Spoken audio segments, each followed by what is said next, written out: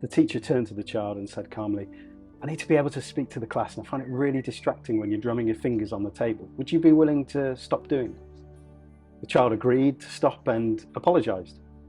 Within a minute, a similar sound filled the classroom. The teacher turned around angrily. "What did I just say? You haven't even gone 30 seconds before starting again." "Starting what?" the child replied, a bit confused, surprised, but with a complete sincerity. "Ah, you thought I was drumming with my fingers on the table again. No, I did what you asked. I found these pens to drum with instead."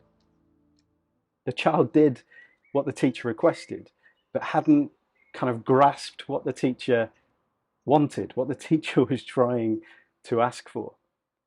Marshall Rosenberg uses a great question as part of the nonviolent communication model, holds the potential, I think, to prevent many conflicts from arising because it helps eliminate the need for interpretation, for guessing about what the other person has understood, what the other person has interpreted from our words.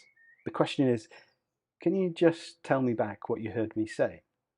From the teacher's perspective, it's massively tempting to diagnose this child as disobedient, disruptive, or attention seeking. But what would happen if, before the teacher vents their anger at the child, they ask this question? Can you just tell me back what you heard me say? It might become clear that the child heard them say they didn't want them drumming with their fingers. And while many people would realize that this request is about kind of the noise that they're making, the disruption that it's causing, and not the particulars of how that noise is made, the child has heard what the teacher said and has heeded the request very, very literally.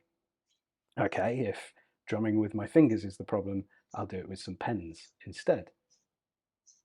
There is this no man's land between our words and other people's reactions. We often fill this space with diagnoses and judgments and assumptions and blame and finger pointing.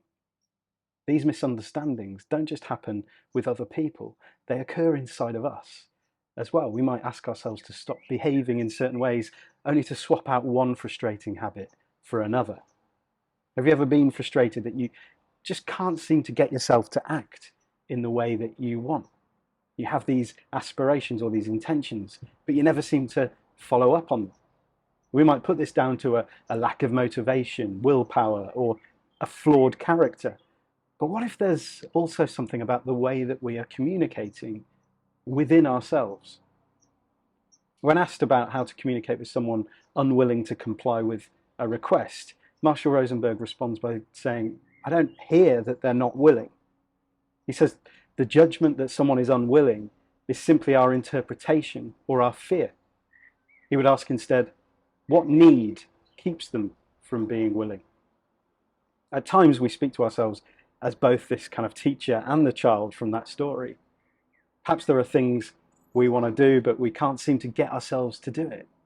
We might try using punitive demands where we threaten ourselves, we blame ourselves, we use the threat of punishment if we don't do the thing that we want to do, labeling ourselves as stupid, worthless, lazy, childish, a failure, a lost cause, or whatever.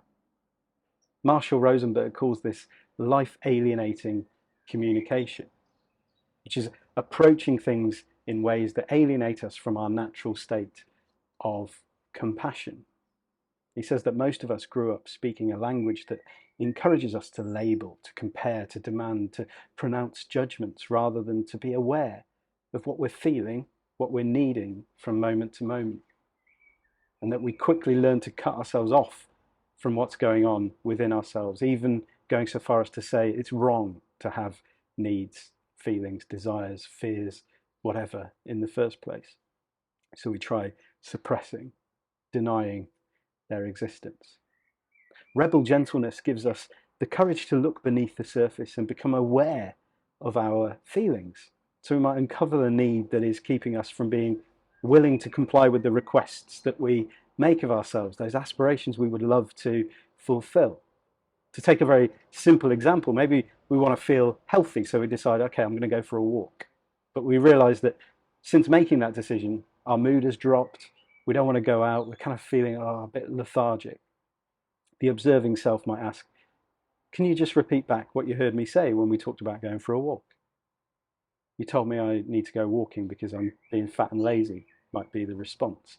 We've written many scripts like this, not that exact script, but things akin to that in different areas of our lives, throughout our lives. But we can start to write better scripts when we observe our actions through the lens of some simple questions.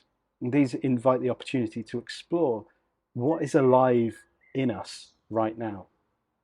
Can you share with me what I said that you heard as me saying you're fat and lazy? We might say something like this to ourselves instead. I noticed that I said I was going to go for a walk today, but I didn't. What need do I have in me that has led to a different outcome than the one I requested? Well, I don't know where or when to go. There's a need for clarity. I didn't want to go on my own. Maybe there's a need for companionship, connection, or encouragement. I don't know how far I can go without getting out of breath. Perhaps that's a need for safety or security or something else. The list could go on, and we can use it for all manner of things that we want to do but struggle to get started with. We can never know the true subsurface needs of other people without talking to them. And we're often unaware of our own true needs unless we have the courage to look a bit deeper, to ask certain questions. But once we allow ourselves to go there, we can begin to fill the space in no man's land with this rich and beautiful scenery. Have you ever been frustrated that you just can't seem to get yourself to act in the way that you want? Can you think of an unmet need that might have been ignored at that time? I'd love to hear what you think of this. Please do share your responses in the comments below. It'd be lovely to hear from you.